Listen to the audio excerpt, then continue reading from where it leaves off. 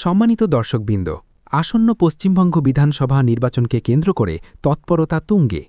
নির্বাচনের প্রস্তুতি খতিয়ে দেখতে গতকাল কলকাতায় উচ্চ পর্যায়ের বৈঠক সারল ভারতের নির্বাচন কমিশন। ভোটের নির্ঘণ্ট ঘোষণার আগেই রাজ্যের আইনশৃঙ্খলা এবং ভোটার তালিকা নিয়ে কড়া বার্তা দিলেন মুখ্য নির্বাচন কমিশনার শ্রী জ্ঞানেশ কুমার। ঠিক কী আলোচনা হল কালকের বৈঠকে, বিস্তারিত জানাব আজকের বিশেষ প্রতিবেদনে। আসন্ন পশ্চিমবঙ্গ বিধানসভা নির্বাচনের দামামা কার্যত বেজে গেল। গতকাল কলকাতায় একটি বিস্তারিত এবং সামগ্রিক পর্যালোচনা বৈঠক করেন ভারতের মুখ্য নির্বাচন কমিশনার শ্রী জ্ঞানেশ কুমার।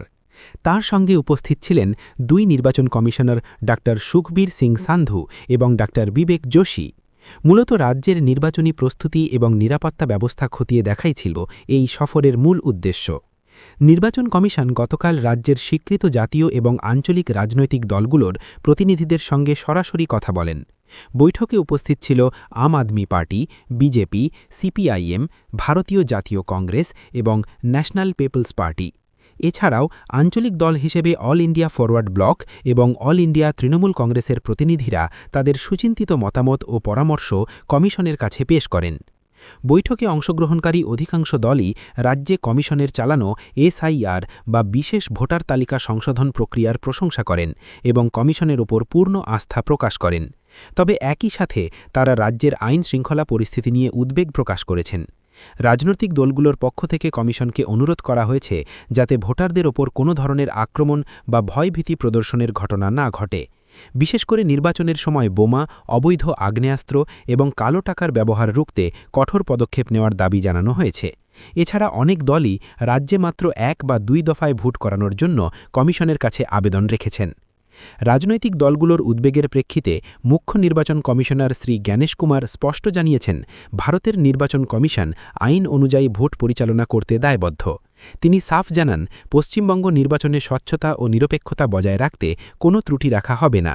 ভোটার এবং নির্বাচনী কর্মীদের ওপর যে কোনো ধরনের সহিংসতা বা ভয়ভীতি প্রদর্শনের বিরুদ্ধে কমিশন জিরো টলারেন্স নীতি গ্রহণ করবে। কেন্দ্রীয় বাহিনী বা সিএপিএফ বিপুল সংখ্যায় মোতায়েন করে ভোটারদের সুরক্ষা নিশ্চিত করা হবে বলেও তিনি আশ্বাস দেন। ভোটার তালিকায় স্বচ্ছতা নিয়ে শ্রী জ্ঞানেশ কুমার জানান, এসআইআর অত্যন্ত স্বচ্ছভাবে সম্পন্ন হয়েছে। কোনো যোগ্য ভোটার যাতে বাদ না পড়েন এবং কোনো অযোগ্য ব্যক্তি যাতে তালিকায় না থাকেন তা নিশ্চিত করাই কমিশনের লক্ষ্য। তিনি আরও মনে করিয়ে দেন যে ভোটার তালিকায় অন্তর্ভুক্তি, সংশোধন বা নাম বাদ দেওয়ার জন্য এখনও ফর্ম 6, 7 এবং 8 জমা দেওয়া সম্ভব। দিনের শেষ ভাগে নির্বাচন কমিশন রাজ্যের বিভিন্ন enforcement agency, IG, DIG, divisional commissioner এবং পুলিশ কমিশনারদের সাথে দীর্ঘ বৈঠক করেন। এছাড়াও জেলা নির্বাচন আধিকারিক বা ডিইও এবং এসএসপিদের সাথে ইভিএম ব্যবস্থাপনা, লজিস্টিক্স, নির্বাচনী কর্মীদের প্রশিক্ষণ এবং ভোটার সচেতনতা নিয়ে বিস্তারিত আলোচনা হয়।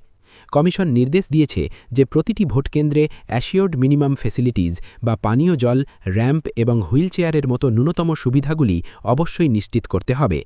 সব মিলিয়ে পশ্চিমবঙ্গ বিধানসভা নির্বাচনকে অবাধ ও উৎসবমুখর করতে কোমর বেঁধে নামছে নির্বাচন কমিশন। কমিশনের এই কড়া অবস্থান রাজ্যের নির্বাচনী চিত্রকে কতটা বদলাতে পারে সেটাই এখন দেখার। পরবর্তী সব খবরের জন্য চোখ রাখুন আমাদের চ্যানেলে। ধন্যবাদ।